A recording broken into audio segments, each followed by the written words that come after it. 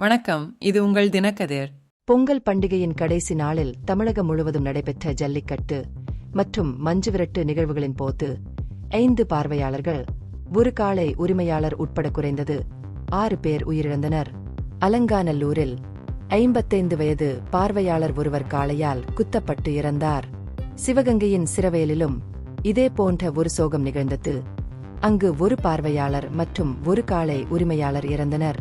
திருச்சி, கரூர் மற்றும் புதுக்கோட்டை மாவட்டங்களில் நடந்த தனித்தனி ஜல்லிக்கட்டு நிகழ்வுகளில் மேலும் 2 பார்வையாளர்கள் உயிரிழந்தனர்.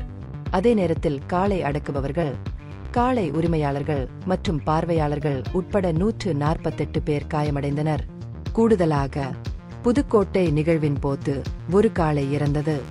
மதுரையில் நடந்த மதிப்புமிக்க அலங்காநல்லூர் ஜல்லிக்கட்டில் 500 அடக்குபவர்களும் 989 காளைகளும் இடம்பெற்றன.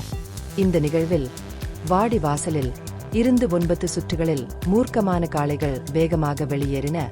இதனால் சில பார்வையாளர்கள் வேலி கம்பங்களில் ஏறி தப்பிக்க வேண்டியிருந்தது.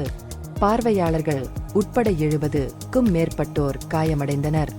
இலங்கையின் முன்னாள் ஆளுநர் செந்தில் தொண்டைமான், நடிகர் சூரி, ஜல்லிக்கட்டு பேரவைத் தலைவர் PR ராஜசேகர் ஆகியோருக்கு சொந்தமான காளைகள் குறிப்பிடத்தக்கவை. 20 காளைகளை அடக்கிய பூவந்தியைச் சேர்ந்த அபிசித்தர் முதல் பரிசை வென்றார்.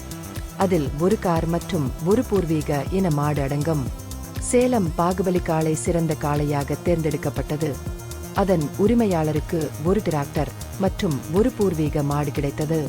சிவகங்கையில் உள்ள சிரவேல் மஞ்சுவிரட்டு காளை ஓடியதால் காளை உரிமையாளர் தேனீஷ் ராஜாவும் அவரது காளையும் பண்ணை கிணற்றில் மூழ்கி இறந்த ஒரு துயர சம்பவத்தை கண்டது. நிகழ்வின் போது ஒரு பார்வையாளரான சுப்பையாவும் குத்திக் கொல்லப்பட்டார். சுமார் 250 காளைகள் மற்றும் 150 பங்கேற்பாளர்கள் பங்கேற்றனர். இதன் விளைவாக காளை உரிமையாளர்கள், பார்வையாளர்கள் மற்றும் பங்கேற்பாளர்கள் உட்பட 130 பேர் காயமடைந்தனர்.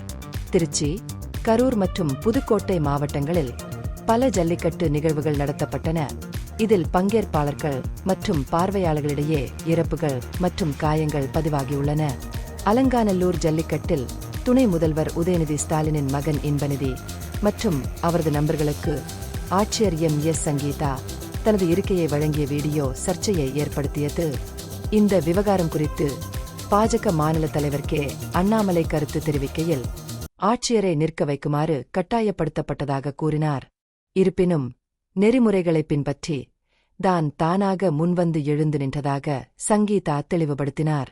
இதற்கிடையில் முதன்முறையாக சென்னையில் வசிக்கும் 53 வயதான ஐரிஷ் நாட்டவர் ஒருவர் அலங்காநல்லூர் நிகழ்வில் பங்கேற்க முயன்றார்.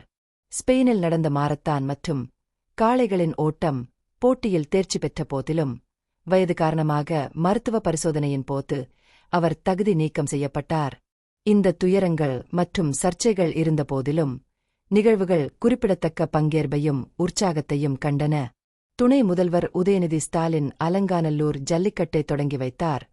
இது அடக்குபவர்கள் மற்றும் காளைகளுக்கு பல விருதுகளுடன் வெற்றிகரமாக முடிந்தது. வெளிநாட்டு சுற்றுலா பயணிகளுக்காக ஒரு சிறப்பு காட்சியகம் ஏற்பாடு செய்யப்பட்டுள்ளதாகவும், கிட்டத்தட்ட 100 பார்வையாளர்கள் இந்த நிகழ்வை நேரில் கண்டுகளித்ததாகவும், இது பாரம்பரிய காளை அடக்கும் விளையாட்டில் கலாச்சார மற்றும் சர்வதேச ஆர்வத்தை எடுத்துக்காட்டுவதாகவும் சுற்றுலா அதிகாரிகள் குறிப்பிட்டனர். இது உங்கள் தினக்கதிர். நன்றி.